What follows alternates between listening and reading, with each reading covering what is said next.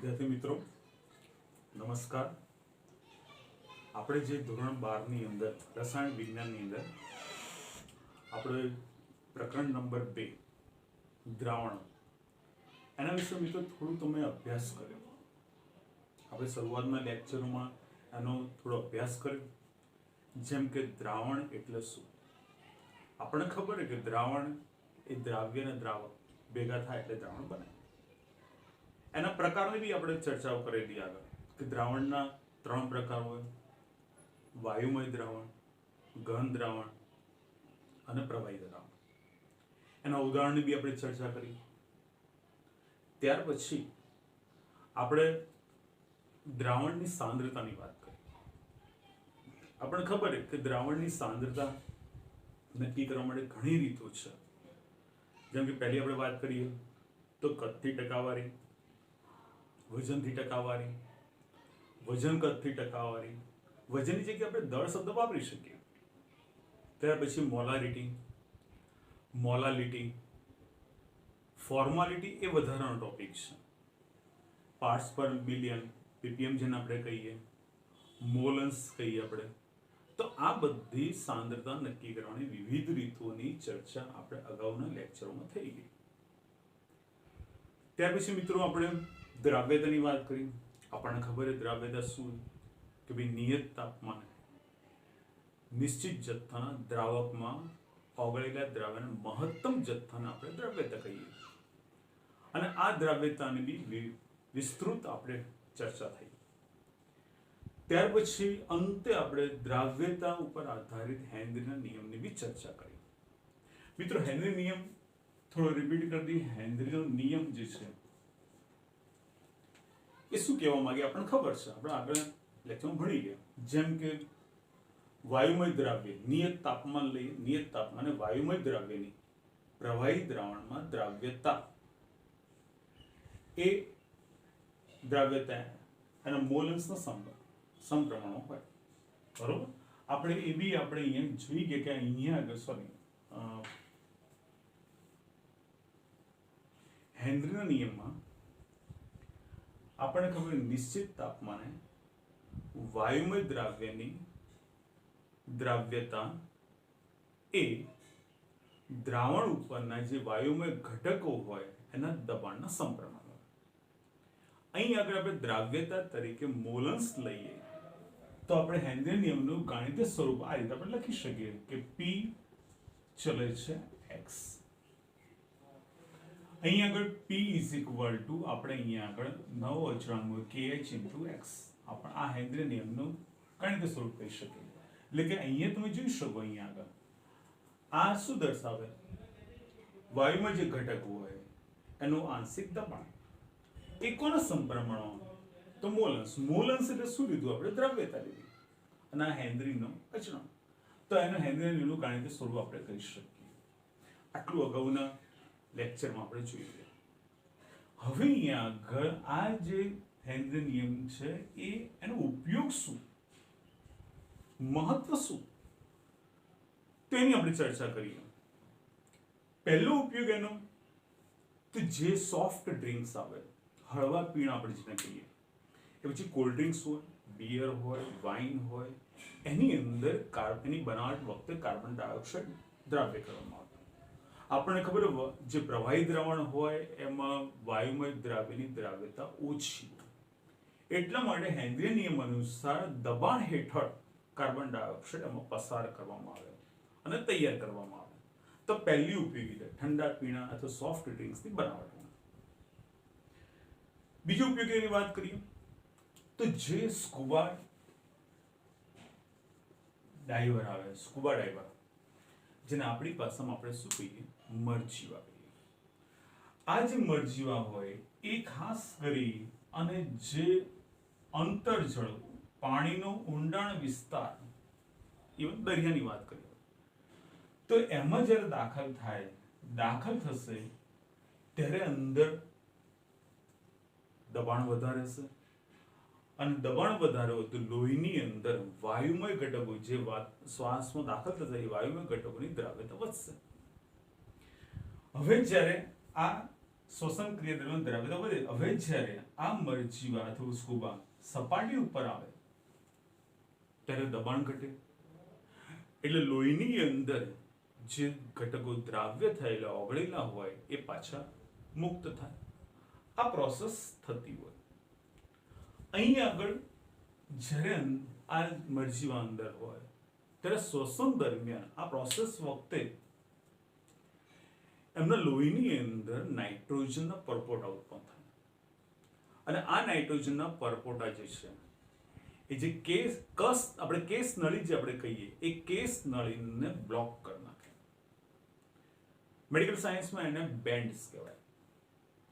અને પરિણામે શું થાય કે આ સ્કુબા હોય, મરજીવા હોય, એમને પીડા ઉત્પન્ન થાય, દુખાવો ઉત્પન્ન થાય. આ પ્રોબ્લેમનું સોલ્યુશન લાવવા માટે આપણે અહીંયા હેનરીના નિયમ અનુસાર હિલિયમ દ્વારા મંદ કરેલી હવાનો ઉપયોગ કરવામાં આવે. એટલે કે આ મરજીવા એક સિલિન્ડર પાછળ લઈ જાય અને સિલિન્ડરની અંદર હિલિયમ દ્વારા મંદ કરેલી હવાનું મિશ્રણ હોય. હવે મિશ્રણ શું હોય? મિશ્રણમાં શું હોય? તો મિશ્રણની અંદર લગભગ આપણે વાત કરીએ તો 11.7% હિલિયમ હોય, લગભગ 32.1% ઓક્સિજન હોય અને 56.2% નાઇટ્રોજન હોય. તો મિત્રો આ મિશ્રણ એ મરજીવા જે સિલિન્ડર લઈ જતા હોય એની અંદર આ મિશ્રણ હોય. પ્યોર શુદ્ધ ઓક્સિજન ના હોય, કારણ કે પ્યોર શુદ્ધ ઓક્સિજન એ સહેલાઈથી શરીરમાં દાખલ ના થઈ શકે. એટલે અહીં તમે જોઈ શકો કે અહીંયા 11.7% હિલિયમ, 32.1% ઓક્સિજન અને 56.2% નાઇટ્રોજન મિશ્રણ. હેનરીના નિયમ અનુસાર મિશ્રણનો ઉપયોગ કરવામાં આવતો હોય. તો બીજી ઉપયોગિતા આપણે વાત કરી. મિત્રો ત્રીજી ઉપયોગિતા, તો જ્યારે ઊંચા પ્રદેશો હોય, પર્વતો હોય, એ પર્વતો ઉપર જ્યારે પર્વતારોહકો ઉપર ચડતા હોય, પ્રયાણ કરતા હોય, તો એ વખતે નીચેની સપાટીની સાપેક્ષમાં ઉપરની સપાટી ઉપર ઓક્સિજનનો આંશિક દબાણ ઓછું હોય અથવા સાંદ્રતા ઓછી હોય. પરિણામે શું થાય કે એમને શ્વસન ક્રિયામાં તકલીફ પડે, અને એ વખતે મિત્રો એમના શરીરની અંદર વીકનેસ આવે, નબળાઈ જેને આપણે કહીએ. ઉપરાંત એમને શ્વસનમાં બી તકલીફ પડે અને માનસિક વિચારસરણી એટલે કે વિચારસરણીમાં બી ફેરફાર જોવા મળે. તો આ જે બધા લક્ષણો ભેગા થયા એ લક્ષણોને આપણે મેડિકલ સાયન્સમાં એનોક્સિયા કહેવાય. હવે આ મુશ્કેલી દૂર કરવા માટે બી એ લોકોને અહીંયા આ પ્રકારના વાયુના મિશ્રણનું સિલિન્ડર આપવામાં, એટલે કે સિલિન્ડરનો ઉપયોગ કરતા હોય. તો અહીંયા પણ હેનરી નિયમનો ઉપયોગ થયો. તો મિત્રો અહીંયા જોઈ શકો આપણે કે હેનરીના નિયમની 3 ઉપયોગિતા જોઈએ. પહેલી ઉપયોગિતા આપણે કઈ જોઈએ? તો પહેલી ઉપયોગિતા આપણે સોફ્ટ ડ્રિંક્સ માટેની વાત કરીએ. સેકન્ડ ઉપયોગિતા સ્કુબા ડાઈવર, મરજીવા. અને થર્ડ ઉપયોગિતા આપણે જોઈએ કે પર્વતારોહકો સપાટી ઉપરની સપાટી પર ચડે ત્યારે પણ આ પ્રકારના વાયુ ધરાવતું સિલિન્ડર વાપરતા હોય. તો પરીક્ષામાં આપણને પૂછે તો આપણને ખ્યાલ આવવો જોઈએ કે આ 3 મુદ્દા આપણને આવડવા જોઈએ. ઓકે મિત્રો, તો અહીં આગળ આપણે હેનરીના નિયમની ઉપયોગિતા જે બાકી હતી અગાઉના લેક્ચરમાં એ આપણે અહીંયા પૂરી કરી. હવે મિત્રો આપણે નવો ટોપિક ચાલુ કરીએ.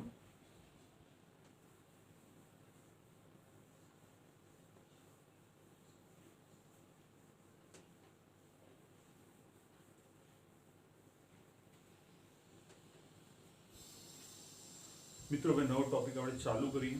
તેમાં તમે હવે જોઈ શકો બોર્ડ ઉપર લખેલું છે કે બાષ્પશીલ દ્રાવ્ય અને બાષ્પશીલ દ્રાવક માટે કુલ દબાણ અને મોલન્સ વચ્ચેનો સંબંધ પ્રસ્થાપિત કરો. કોની વચ્ચે? ધ્યાનથી જુઓ. કુલ દબાણ અને મોલન્સ વચ્ચેનો સંબંધ પ્રસ્થાપિત કરવાનો. ફરીથી કુલ દબાણ અને મોલન્સ, પણ કઈ કન્ડિશન આપેલી? બાષ્પશીલ દ્રાવ્ય અને બાષ્પશીલ દ્રાવક. તો મિત્રો અહીંયા આગળ ધારો કે બાષ્પશીલ દ્રાવક, દ્રાવ્ય અને દ્રાવક ના ઘટકો છે એ ઘટકો નંબર આપી, માનો કે ઘટક 1 અને ઘટક આપણે 2 લઈએ. આ બંને તમને ખબર બાષ્પીભૂત દ્રાવક અને બાષ્પીભૂત દ્રાવક ભેગા થાય એટલે દ્વિઅંગી દ્રાવણ બને, જેને આપણે બાઇનરી દ્રાવણ કહેતા હોઈએ. અને એ બાઇનરી દ્રાવણમાં રહેલા જે ઘટકો જે છે એ ઘટકને આપણે 1 ને 2 નંબર આપે. હવે અહીંયા આગળ ઘટક 1 જે છે એનું અહીંયા આગળ આંશિક દબાણ આપણે P1 લઈએ અને એનો મોલન્સ આપણે અહીંયા આગળ x1 લઈએ. એ જ પ્રમાણે ઘટક 2, તો ઘટક 2 જે છે એનું આપણે આંશિક દબાણ આપણે P2 લઈએ અને મોલન્સ આપણે x2 લઈએ. હવે અહીંયા આગળ રાઉલ્ટનો નિયમનો અહીંયા અભ્યાસ કરવાનો. મિત્રો, જેમ હેનરી નિયમ હતું એ રીતે રાઉલ્ટ નામના વૈજ્ઞાનિક બે નિયમ રજૂ કર્યો, જેને રાઉલ્ટનો નિયમ તરીકે ઓળખવામાં આવે. રાઉલ્ટનો નિયમ શું કે બાષ્પશીલ દ્રાવ્ય યુક્ત જે દ્રાવણ હોય એ દ્રાવણમાં રહેલા કોઈ પણ ઘટકનું આંશિક દબાણ એના મોલન્સના સમપ્રમાણમાં હોય, કોઈ પણ ઘટકનું. તો અહીંયા ઘટક 1 લઈએ તો ઘટક 1 માટે આપણે લખી શકીએ P1 ચલે છે x1 રાઉલ્ટના નિયમ અનુસાર. મિત્રો, ફરીથી બાષ્પશીલ દ્રાવ્ય યુક્ત જે દ્રાવણ હોય એ દ્રાવણમાં રહેલા કોઈ પણ ઘટકનું આંશિક દબાણ મોલન્સના સમપ્રમાણ હોય. તો અહીંયા P1 ચલે છે x1. તો અહીંયા આગળ આપણે લખી શકીએ, માટે આપણે લખી શકીએ P1 ઇઝ ઇક્વલ ટુ, અહીંયા આગળ ચાલીસ નિશાન દૂર કરીએ અને અહીંયા આગળ આપણને શું મળશે તો P1 0 into x1. P1 એ આંશિક દબાણ, P1 0 શુદ્ધ ઘટક 1 નું બાષ્પ દબાણ, શુદ્ધ ઘટક 1 નું બાષ્પ દબાણ, જે અહીંયા આપણા માટે અહીંયા શું અચળાંક છે. એ જ રીતે અહીંયા આગળ રાઉલ્ટના નિયમ અનુસાર P2 ચલે છે x2. તો માટે આપણે અહીંયા લખી શકીએ કે P2 is equal to અહીંયા આગળ P2 0 into x2. ઓકે, હવે અહીંયા આગળ આપણે ડાલ્ટનના નિયમ અનુસાર, મિત્રો આપણે ધોરણ 11 માં ભણી ગયા ડાલ્ટનનો આંશિક દબાણનો નિયમ કે દ્રાવણનું કુલ દબાણ તેમાં રહેલા ઘટકોના આંશિક દબાણના સરવાળા જેટલું થાય. તો અહીંયા આગળ આપણે કુલ દબાણ એટલે કે P ટોટલ બરાબર આપણે લખી શકીએ P1 વત્તા P2. તમે જોઈ શકો ડાલ્ટન નિયમ અનુસાર દ્રાવણનું કુલ દબાણ તેમાં રહેલા ઘટકોના આંશિક દબાણના સરવાળા જેટલું હોય. તો અહીં આગળ આપણે P1 અને P2 ની કિંમતો આમાં મૂકી દઈએ આપણે. તો અહીંયા P1 is equal to શું લખશો P1 0 into x1 વત્તા P2 0 into x2. ઓકે, હવે મિત્રો તમને ખબર કે x1 વત્તા x2 is equal to 1 આપણને ખબર, અથવા આપણે એ બી ખબર કે ઘટકોના મોલ્સનો સરવાળો ઓલવેઝ 1 થાય. અહીં આગળ આપણે x1 ને કરતા બનાવીએ તો x1 is equal to 1 minus x2 થાય. આ કિંમત x1 બરાબર 1 minus x2 આ કિંમત આપણે અહીંયા મૂકી દઈએ. તો અહીંયા આગળ આપણે આવું લખી શકીએ P1 0 કૌંસની અંદર આપણે 1 minus x2 વત્તા P2 0 into x2 થાય. કૌંસ છોડીએ તો P1 0 minus P1 0 into x2 વત્તા P2 0 into x2 થશે. ઓકે, હવે અહીંયા તમે ધ્યાનથી જુઓ કે આ બેમાંથી આપણે x2 કોમન કાઢીએ તો P1 0 minus અહીંયા x2 કોમન કાઢશું આપણે તો શું આવશે અહીંયા P1 0 minus P2 0 into x2. હવે અહીંયા આગળ આપણે ક્રમ ચેન્જ કરી દઈએ તો માઇનસ જગ્યાએ અહીંયા શું આવશે plus P1 0 plus P2 0 minus P1 0 into x2. તો નંબર અહીં તમે 1 આ કોના બરાબર આવ્યું મિત્ર તો p ટોટલ બરાબર તો તમે જોઈ શકો કે p ટોટલ બરાબર p10 વત્તા કૌંસમાં p20 minus p10 into x2 તમે ધ્યાનથી જુઓ અહીંયા આગળ કુલ દબાણ અને મોલન્સ વચ્ચેનો સંબંધ ઓકે મિત્રો અહીંયા આગળ જો આ જ સમીકરણની અંદર તમે અહીંયા આગળ આ સમીકરણની અંદર x2 ને કરતા બનાવો તો શું આવત 1 - x1 અને એ જો કિંમત અહીંયા મૂકી હોત તો આપણે અહીંયા આગળ સૂત્ર આ ટાઈપનું મળે p ટોટલ બરાબર અહીંયા p20 વત્તા p10 માઈનસ p20 ઇન્ટુ અહીંયા x1 મળે ઓકે મિત્રો કોઈ પણ એક તારવી શકો આપણે બે તારવાની જરૂર નથી તો અહીંયા આગળ આપણે આ સમીકરણ જે તારવ્યું એને હવે આપણે ધ્યાનમાં લઈએ આ સમીકરણ તો આપણે ખ્યાલ આવી ગયો મિત્ર અહીંયા તમે જોઈ શકો અહીંયા આગળ આ સમીકરણને કે p ટોટલ બરાબર p10 વત્તા p20 minus p10 into x2 હવે અહીંયા આગળ આ સમીકરણ ઉપરથી આપણે ત્રણ બાબતો તારવી શકીએ ધ્યાનથી જોજો આની ઉપરથી તારવાની કે દ્રાવણ પરનું કુલ દબાણ એટલે p ટોટલ કુલ દબાણ એ કોઈપણ ઘટકના મોલન્સ સાથે સંબંધ ધરાવે કોઈપણ ઘટક તમે આ લો તો અહીંયા આ રીતે આ લો તો કોઈપણ ઘટકના મોલન્સ સાથે સંબંધ ધરાવે પહેલી બાબત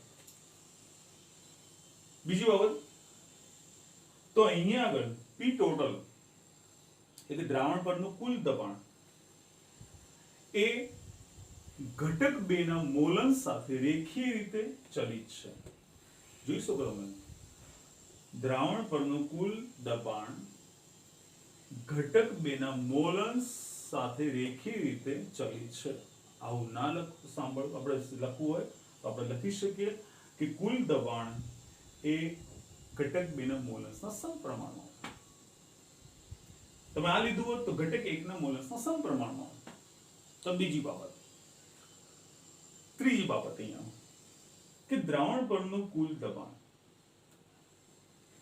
એ એમાં જે ફેરફાર દ્રાવણ પરના કુલ દબાણમાં ફેરફાર થાય તે મોલન્સના ફેરફાર સાથે સંકળાયેલો હોય જો એ મોલન્સમાં ફેરફાર કરીએ તો દ્રાવણના કુલ દબાણમાં ફેરફાર થાય દ્રાવણ કુલ દબાણમાં ફેરફાર કરો તો મોલન્સના ફેરફાર થાય તો અહીંયા આગળ ત્રણ બાબત જાણવા મળે ફરીથી એકવાર પહેલું તો એ જ કે દ્રાવણનું કુલ દબાણ મોલન્સ સાથે સંબંધ ધરાવે એ દ્રાવણ પરનું કુલ દબાણ એ ઘટક 1 અથવા ઘટક 2 ના મોલન્સના સમપ્રમાણમાં અથવા રેખીય રીતે ચલિત હોય ત્રીજી બાબત કે કુલ દબાણ થતો ફેરફાર એ મોલન્સના ફેરફાર સાથે સંકળાયેલો હોય જો અહીંયા વધારો થાય તો અહીંયા વધારો જો અહીંયા ઘટાડો થાય તો અહીંયા ઘટાડો થાય એ આપણે જોઈ શકીએ તો મિત્રો અહીંયા આગળ આપણે કુલ દબાણ અને મોલન્સ વચ્ચેનો સંબંધ પ્રસ્થાપિત કર્યો ઓકે હવે આગળ આપણે આલેખની વાત કરીએ ગ્રાફની વાત કરીએ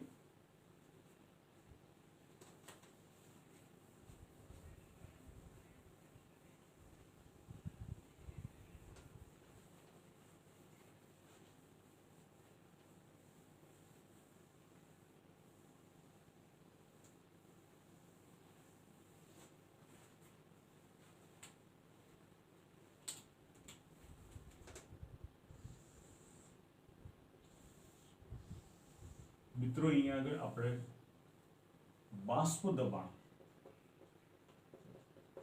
અને મોલન્સ બાષ્પ દબાણ અને મોલન્સ વિરુદ્ધનો ગ્રાફ દોરવાનો x2 અહીંયા આગળ આપણે x1 = 1 લઈએ x2 = 0 લઈએ અહીંયા આગળ આપણે x1 = 0 x2 = 1 લઈએ અહીંયા આગળ આપણે ગ્રાફ દોરીએ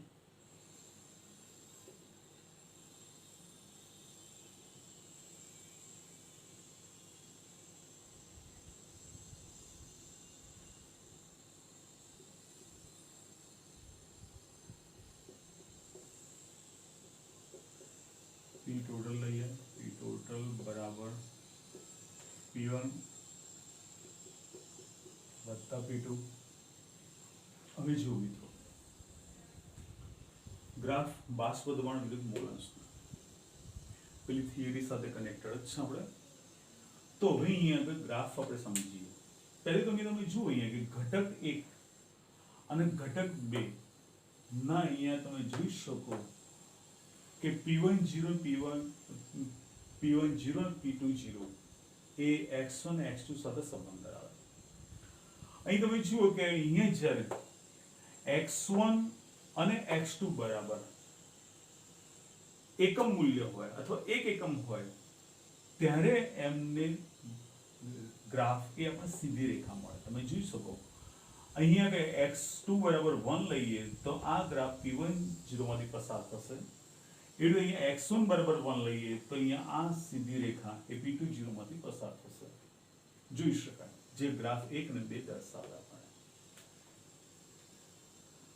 બીજી બાબત અહીંયા જુઓ કે P ટોટલ અને મોલન્સ વચ્ચેનો જે ગ્રાફ દોર્યો હોય એમાં P ટોટલ નો ગ્રાફ એ પણ આપણને સીધી રેખા મળે, સુરેખ રેખા મળે. અહીંયા આગળ P ટોટલ જે છે એના બે મૂલ્ય જુઓ, P10 અને P20. P10 એ P ટોટલ નું ન્યૂનતમ મૂલ્ય દર્શાવે, P20 P ટોટલ નું મહત્તમ મૂલ્ય દર્શાવે. મહત્તમ મૂલ્ય તમે જોઈ શકો P10 અને P20 આ ન્યૂનતમ મૂલ્ય અને આ મહત્તમ મૂલ્ય કોનું? P ટોટલ નું. તો એની ઉપરથી આપણે કહી શકીએ કે અહીંયા P10 ન્યૂનતમ મૂલ્ય, P20 મહત્તમ મૂલ્ય દર્શાવે તો આપણે કહી શકીએ કે P20 ગ્રેટર ધેન P10 થાય. સ્વાભાવિક.